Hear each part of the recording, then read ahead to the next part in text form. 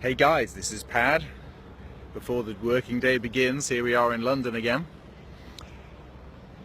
I just wanted to comment about a number of things. Seeing some remarkable things that people are doing within London but also around the world in terms of gathering together as little tribes, as little teams, people who are making a difference in a whole bunch of areas, people who are helping out with the homeless, for example, people who are helping startups and entrepreneurs really get that initial lift for their business idea to get hold of investment and to get some real traction in those early days, and multiple schemes that are taking place in neighborhoods and in communities. Some are religious, some are just based around a particular need that people see, and there's some amazing works taking place here all around the world though. I love to see that. But it has to be said that this is taking place within the context of a society which is fragmenting at the moment in so many ways. Now, this is nothing new. We're maybe facing it now in the Western world, but every single civilization that developed and developed and developed to a wonderful place we would call civilization ended up going through a really challenging time, and ultimately it led to its own demise. There are no civilizations. We think that what we're in now is going to last forever, but that none of the ones previously, historically, managed to last it out. So look at the Aztecs, look at the Sumerians, the very first civilization. It was around for a while, good few thousand years, fizzled out, disappeared, vanished, disappeared under the dust. Some of these could have been environmental factors, but the biggest problem that we find time and time again from those from which we do have historical accounts is that they imploded. They self-destructed. This happened with the Greeks, this happened with the Romans, this happened with the Aztecs themselves, and countless other societies that seemed to be set up to last forever ended up imploding.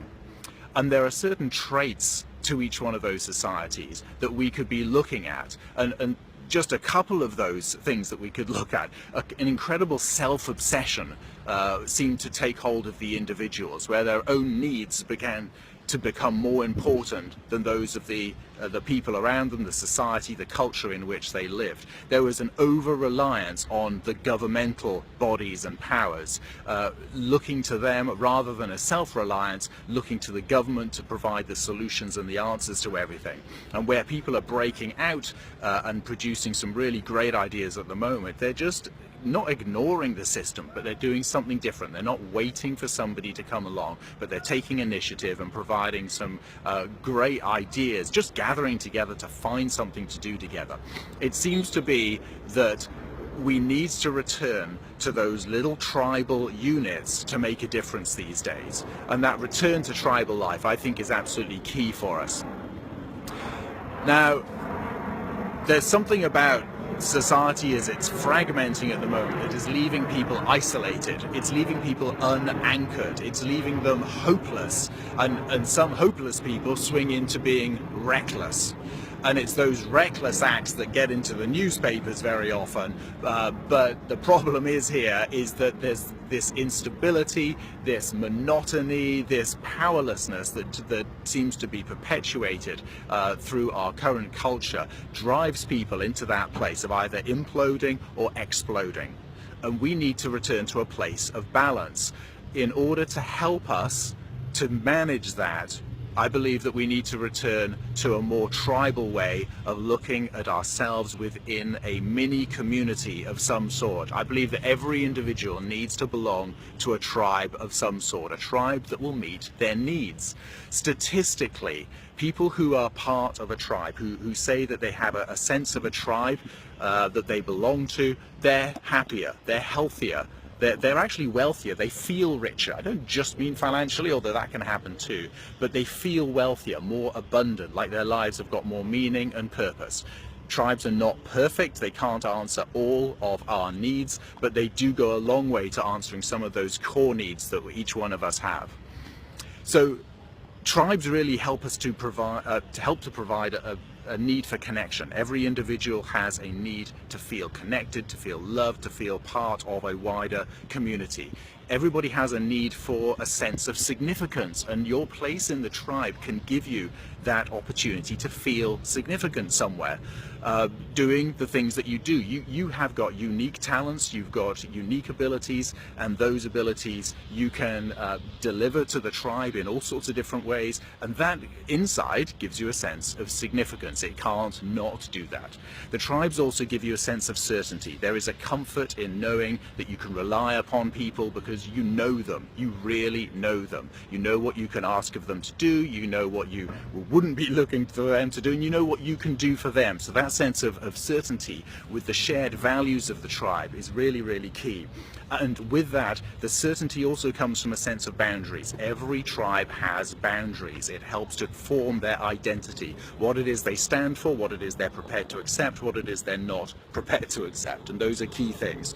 Outside of that, the tribe also gives a context for variety. People bring into the tribe their own unique flavors. We do different things together. The variety is absolutely key. Some of this is artistic, some of it is innovation that can bring that real spice that's necessary to give a little bit more meaning, that we don't just get stuck in the certainty and the monotony of traditions, although traditions have their place. And outside of that, then, a tribe also gives you a place in which there is the potential for growth and for contribution. You can grow by learning from others who are more experienced, have got greater understanding than you have in so many different ways.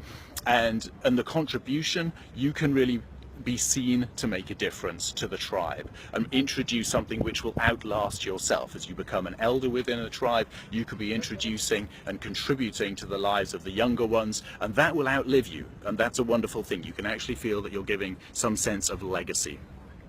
You know, we've become so easily manipulated by society at large. The media, don't get me started on the media. The media is so...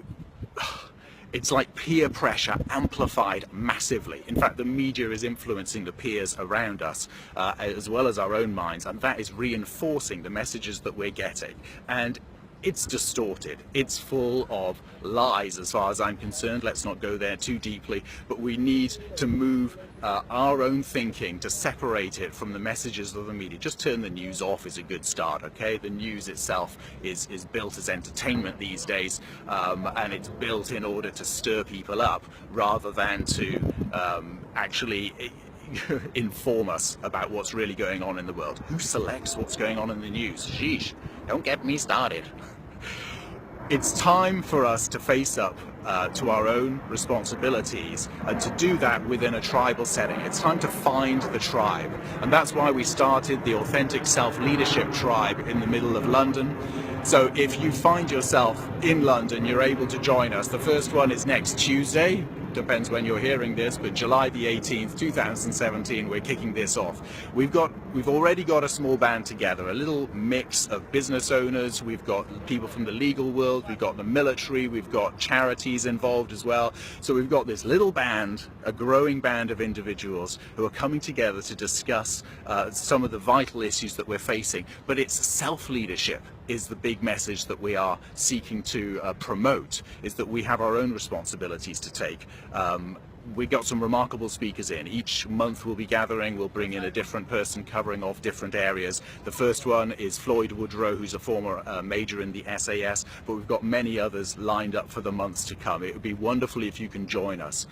So that's our intention with this tribe. Choose your own tribe carefully, because it will impact your own personal development and enable you to, put your stamp on a little bit of the world, a little patch of the world with a few individuals, and you can be meaningful in their lives as they become meaningful to you. So choose your tribe carefully. If you haven't got one, find one. They do exist. And if you want to step up to lead a tribe, then you can do that too, but you might want to join us at the Authentic Self-Leadership Tribe. How do you get there? Just go to meetup.com, search for Authentic Self-Leadership Tribe, and you'll find us. Join the tribe even if you can't make the first event, but if you can get to the events too, that would be fabulous. There's a little cost involved just to cover off expenses and that, but it would be wonderful to see you this coming Tuesday or in any of the months to come. We'll catch you soon.